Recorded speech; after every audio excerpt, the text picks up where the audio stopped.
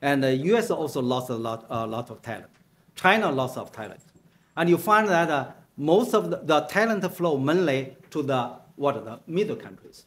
I think the Singapore and is their favorite place. So personally, I will regard it today as a bipolar, but different from that bipolar during the Cold War. The US account for 26% of the GDP. China account for 70%. When these two powers to fight against each other, you can imagine how much their impact on the global economy. 喺睇片之前，大家記得分享、讚好同訂閱灼見名家，最緊要撳埋呢個鐘仔，咁你就唔會錯過我哋嘅最新影片。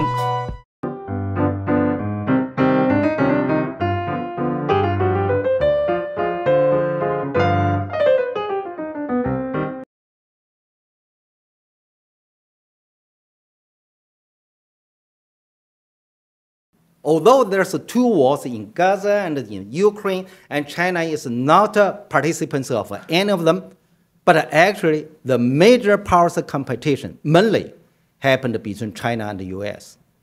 The reason is not whether China and the US have fell into war or not. The question is that the competition between China and the US has global influence. People say, hey, look at the war in Ukraine and the war in Gaza also have a global influence. Generally speaking, you're talking about this political influence, that's true, mentally.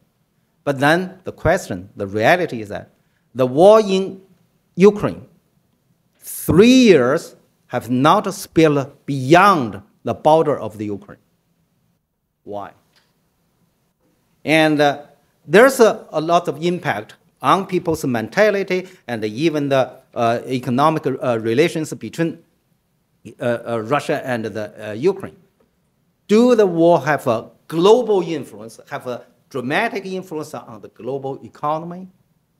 Not that much. I do not see there's a no. But let's look at how about the trade war between China and the US? How much that war, what impact that war had on the global economy, right? The reason is that, look at that. The US account for 26% of the GDP. China account for 70%. When these two powers to fight against each other and compete with each other, stop the economic cooperation between each other, you can imagine how much their impact on the global economy, right? Certainly, we have to look at this figure. You'll find that America has more allies, China has less. This asymmetric relationship or asymmetric power structure between the two countries. So personally, I will regard it today as a bipolar, but different from that bipolar during the Cold War. This is a bipolar between two states, not a bipolar between two groups. So what's U.S. policy and towards China? I think the U.S. continue the containment policy against China. White House do not use this term. They do not use the term containment. They use the term, de-risking or decoupling. And actually, from my understanding, U.S. adopted selective containment strategy. That means mainly contain China's technology, not like that what they do to the Russian. And during the Cold War, they contain the Russian comprehensively. But today, only focus on technology. That's different. The term they use is small yard and high funds, right? So ideology during the Cold War used for what? And not only for united allies, but actually U.S. want to expand Americans' ideology and the political system today. And I don't think Biden administration has that kind of concern, let alone the Trump administration. Trump administration has no interest in that. And how about China's strategy to dealing with the American policy? I think China adopted the very pragmatic policy, first avoiding the new Cold War. If China can avoid the new Cold War, that means we do not want to repeat what the Soviet Union did during the Cold War, and we don't want to repeat the result of the Soviet Union, right? That's the lowest. And is that possible? That's my view. I think very possible. Because Cold War required two parties to fight the same thing and adopt the same strategy against each other. And China said that we have no interest in that. We do not want to have a Cold War. We don't want to fight a Cold War against the US. So middle level is that prevent the power gap or capability gap between the US and the US and China being enlarged, and try to resume the trend to continue narrow the power gap between China and the US. The highest, and because we has already defined the national rejuvenation as a strategic goal for the government, certainly we hope to shape a favorable geopolitical environment for China. But that's not easy. Just now we show that. America has so many allies. It's not easy to shape an international environment like that. How about the other major powers? And Russia has no other choice. And between China and US competition for its own interest, he has to take sides with China. And Japan actually, I think Japan has the chance to take neutrality, a neutral stance, but they prefer to side with the US. And it's very obvious, like Japanese Prime Minister just called the US to strengthen the containment against China and during his speech at the US Congress. And Brazil actually, because of his own position, or his location, and he has to, and generally speaking, side with China rather than to side with the US. And US don't like the Brazil's government. European, it's a little bit complicated. Generally speaking, European take side with the US, but meanwhile, they want to have some kind of independence from the United States. And recently, Chinese leader visited France and talking about how much the European countries will take their independent foreign policies.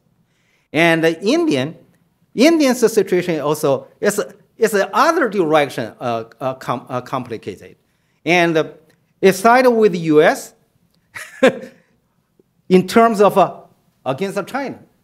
But then come to the relationship with Russia, or the competition between Russia and the US, and the Indian take a neutral stance rather than side with the US. So you see, the major powers strategy toward each other is more complicated than take one side and as granted. That's impossible. Do you see China doing anything to contribute to the counter-globalization trend, whether it's proactively or in response to what other countries are doing? Well, just now I think I have suggested that. And regarding the globalization, China support the economic part, economic globalization, but never said that it support the political globalization, right? So in terms of this part, I mean the economic globalization, China's policy is very positive. China continuously to suggest we should forward the global economic globalization. The reason is very simple. Just like Trump once said, China benefit from the globalization more than the United States. What's the reason for China abandon globalization? If we benefit more from economic globalization than anyone else, why we should stop it? So my understanding, China's policy is very positive to support economic globalization. That's why, and take the policy oppose Americans' small yard and high fence policy against the concept of de-risking and decoupling, because these policies stopped the globalization. But if you're talking about the political part, that will be different. And China official stance is very clear about the political part of the globalization. China encourage, have a intolerant or inclusive policy for diversity of political systems. That means do not require and all countries and develop a similar political system, and should allow all countries and have their own and political system and ideology. I remember around 12 years ago, Professor Yang has suggested the world is going into the status of by multipolarity, 两超多强.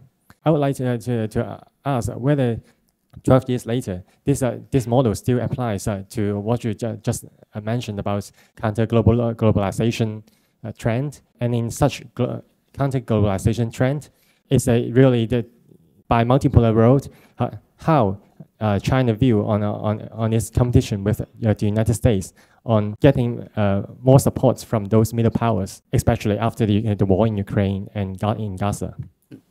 Actually, when we're talking, if we recall the pie, and you find that China and US are put together account for more than 40% of the global GDP, right? 26 plus 17. And what does it mean? It means that any of them exclude from the globalization. There's no globalization. That's why the China-US bipolar configuration is a determining factor for whether we are going to have a globalization or counter-globalization. My understanding, only when China and the US work together, turn their relationship like those between France and Germany to provide a joint leadership for the EU, and then the globalization can moving forward. I have a simple question, I think. Based on your talk today, the implications, how do you see the implications for the flow, the global flow of talent, particularly in areas that deal with technological innovation? Well, I think there. First, I want to talking about the phenomenon. You find that now the talent flow is not from like what we witnessed in 1980s and 1990s, and the U.S. also lost a lot of talent. China lost of talent, and you find that most of the talent flow mainly to the middle countries, not to the great powers. And I think the Singapore and is their favorite place, and then followed by Canada, New Zealand, Australia, and the North European countries and like that. And why not these talent flow to the middle powers rather than to the great powers? My understanding, they do not have a good expectation for the great powers. So human beings do something, and actually depends on what? Depends on their future. It's not how rich you are, depends on how much wealth you are going to create in the future. It's not what your position is and what your future position is. And this is a driving force behind the intelligent flow. So whether the intelligent flow can, in some way, help to slow down the counter-globalization, I don't think so. Because these people do not hold the power. And the counter-globalization actually driven by governments, just like the movement of anti-globalization in early 1990s. I'm very pessimistic about it. 中意名家分析，記得俾 like 同埋分享，支持同訂閱卓見名家，最緊要撳埋呢個鐘仔，咁就唔會錯過我哋嘅新片。